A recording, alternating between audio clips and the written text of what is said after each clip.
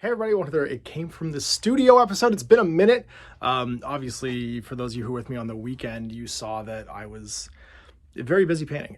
But I thought I'd take a minute today. It's a holiday Monday here in Canada. I'm recording some more of Warhammer Quest Cursed City to talk about what I've learned so far playing the game, about the design process at Games Workshop and what they've been doing to kind of learn from their past products. And these are just the top 6 things that I've noticed about the new Warhammer Quest Cursed City that I think show that the design studio is playing its own game, and they're like some big changes for Warhammer Quest players. As a person who's played every Warhammer Quest game quite a bit, and you can watch most of them on the channel, this is stuff I pick up on a notice. And for those of you who don't have your hands on the game yet, now that I've actually played my 3rd game, I've got some meaningful sort of commentary to make on the game itself. I didn't want to talk about the game as far as like what I think about it until I had actually like absorbed the different mission types. So I'm 3 quests in, everyone's leveled up once, and I'm about to paint up my Varsky gear. It's like the only thing the first boss monster I hadn't painted yet, to do my first decapitation run. So now that I've leveled up to level 1, I can go and fight a boss. And having done all these steps and processes now, I'm going to jump in and tell you about the things that I think are some big developmental changes in the game that add to it and are, if you're a Warhammer Quest player, are worth talking about. So the first thing is this little guy, a D12. So the Blackstone Fortress game, which obviously this is based on, used a D20 for its character activation or for its bad guy activation. And you had a huge like list of different things that they could do, but some of them weren't super relevant. And bad guy activation is probably one of the biggest improvements from this game to that game. Based on 1, you've just got a more shallow bunch of reactions that can happen, and 2, they activate as a group. So in the Blackstone Fortress cards, you had a flip side where everything was like actually like the actions the model would take, and the stats were here. And so you were constantly flipping cards to see what everything did, and you had to roll individually. So if you had 7 Trader Guardsmen on the table, you rolled 7 times to see what they did, as opposed to having the squad just go off and do one thing. That's a tedious process that, having played, well, every Blackstone Fortress quest now at this point, except for the 2 mini quest expansions that I still have to get to, it takes a long time and it doesn't add to the game. So replacing that D20 with a D12, and then putting all the information on the front half of the card, which you then flip to make it the empowered side when the night basically comes, when the sun goes down, is like it shows, it's a little thing, but to me it shows they've played their game and taken the feedback to heart of, these guys should be easy to activate and do fun things still, but don't make it a chore basically to look up what they do. They don't need a million actions. They're bad guys. You can have the extra little bits be here in the flavor text. That's thing number 1. Thing number 2 is the crises versus challenges. So challenge cards in Blackstone Fortress were events that you would flip while you were exploring, and they would happen like outside of the game. So you would read some text to see what was happening, but it was very small because it was placed on a card about this big, and it didn't impact any of the combat actions. So it wasn't something that happened while you were playing a game. And as far as being a fun factor, like these surprise events, like a crisis, should be things that add tension to the actual combat mechanics. If you're going to have less things happen here in the combat table, you need to have more weird, fun, wacky things happening on the board, like a crisis where a guy has to like run off and like rescue a bunch of villagers or something like that. So it seems minor, but putting the crises in the core game, in the actual core like combat part of the game, is a really meaningful change, because it's not detached from seeing your miniatures on the table and having one disappear for a minute and then reappear somewhere else. It becomes part of the core gameplay. And then having this old fighting fantasy style chapter thing where you go from like chapter to chapter, it's a Silver Tower thing. It was in Silver Tower, and actually having talked to the designer of Silver Tower, that was an inspiration of theirs, the choose your own adventure book style a bit. Bring that back for this game. It was such a huge improvement and just a way better procedural generation of like the wacky fun events that can happen. It's a lot more Mordheim or Fighting Fantasy flavored, having it in this book and having it happen when your miniatures on the table versus having you flip a card during exploration. And it gives the game flavor. So it's like, imagine the Blackstone Fortress version was, imagine having like your salt and pepper, not on your food. So you take a bite of like steak, let's say, or like whatever you're eating, and then put the salt and pepper in your mouth afterwards, after you chewed it and swallowed it.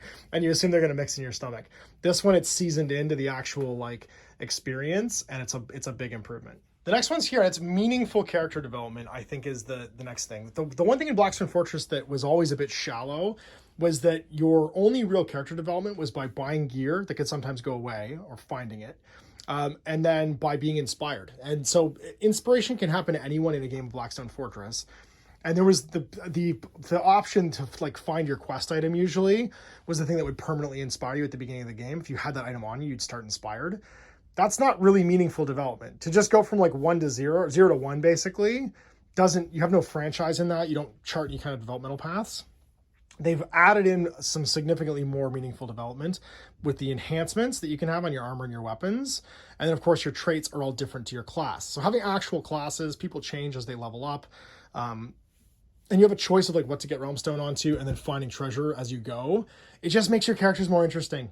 Like you feel more, when you get to pick their gear a little bit more, you feel more sort of like, and they have actual levels they can stage out through. Being able to get to level 6 and be like, this is my level 6 Octron, it feels more meaningful than just, I found my, like if in the first mission you find the item that permanently inspires your character, there's no more development for you for the rest of the quest. And that's kind of, you need new heroes now to make your characters interesting, as opposed to continuing like to bring them on an adventure, and you can have the veteran heroes lead, a new party and like level them up. So that's a big change between this and Blackstone Fortress that I think is definitely due to feedback. I know a lot of players commented on that, just feeling like the character development was shallow and you were kind of just watching them do their thing as opposed to having them fight. And that actually influenced, having them fight to get better. That actually influenced the bad guy mechanics in that game too, because you couldn't scale the bad guys. So having level 0 characters means you could actually scale a lot like a Bethesda RPG game. The bad guys get more dangerous as you go up in level. That's a huge quality of life improvement just for the difficulty of the game itself. And I'll talk about that in a second.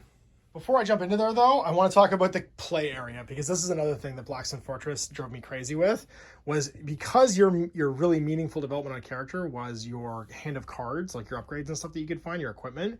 You had piles of cards around your characters. This is a super minor thing, but creating a layering system where your upgrades layer underneath your player card, as does your traits, and they sort of shoot out as you go up in level, it just means that I don't have half the table covered up on my character cards. And it just makes it way better.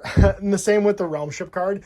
I love the idea of like the Space Fortress and stuff in Blackstone where you would bolt on new ships and stuff like that, but it took up way more space than it needed to. Having just this day-night tracker and your Destiny board in one little sort of like small area means that you have like this more interesting sort of like play space where it's dedicated to the miniatures and the table and not so much dedicated to like the accessories.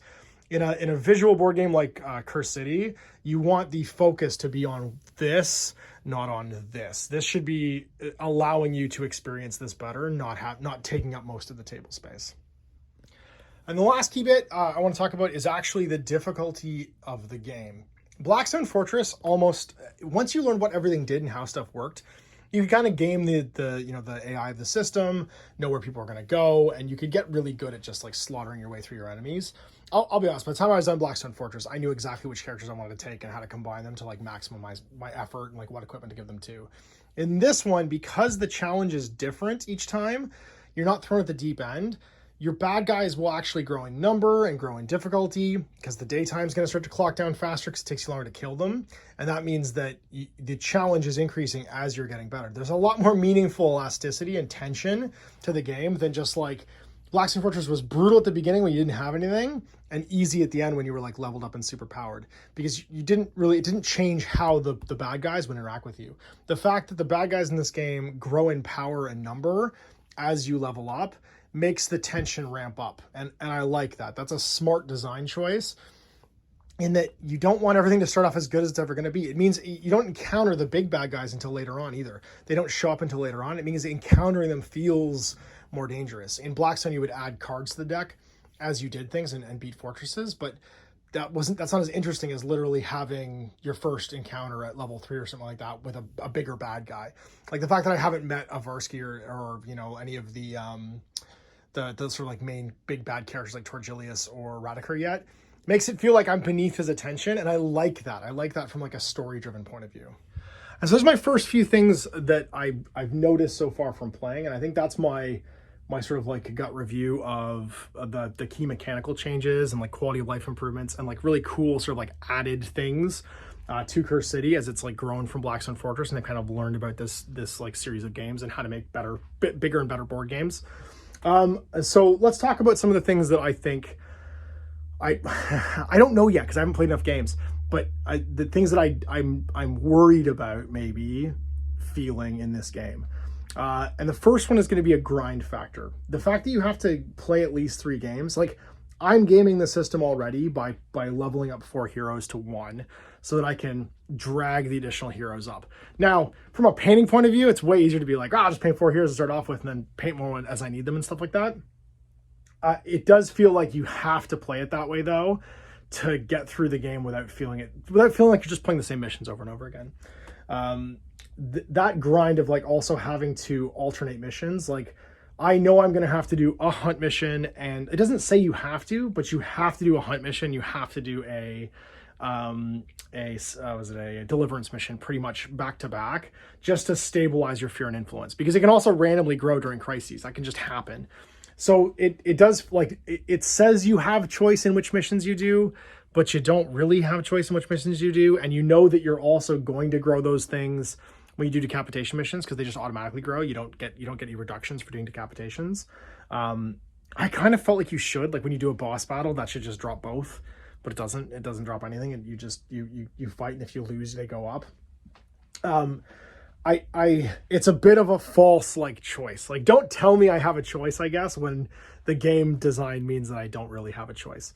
I don't mind it, obviously, and it's not something I don't feel any drain yet. And maybe it'll be offset by the fact that there's an add-on to like each game. Even when I play a hunt mission, having different bad guys show up each time is going to make it feel a little bit different. That might offset it. So it's not like, this isn't a criticism yet. This is a feeling I have, as I know I'm going to be playing at least, it's to get to level 4 to face Radiker. 4 of my heroes have to play at least 12 games. And then in between there has to be 5 decapitation missions too. So that's 17 missions I have to play to maintain everything before I can end this game. So if you think about that, like how many episodes of Blackstone Fortress? It was a lot, but 17, you're gonna watch 17 episodes of this before I just finish the core box quest, at least. That's if I don't fail any either. So that's my only thing right now in my brain I can think of that is like something that might occur. And it's only going to occur if I don't find the bad guys fighting me interesting as they like grow in number and grow in like amount and difficulty and stuff like that. So we'll see how that goes. Yeah, that's it. I think that's it. So anyway, I hope you enjoyed this. This is my sort of like my Curse City sort of like deep dive download into the sort of like 6 things or 5 things that I thought were interesting. I kind of have a 6th thing though.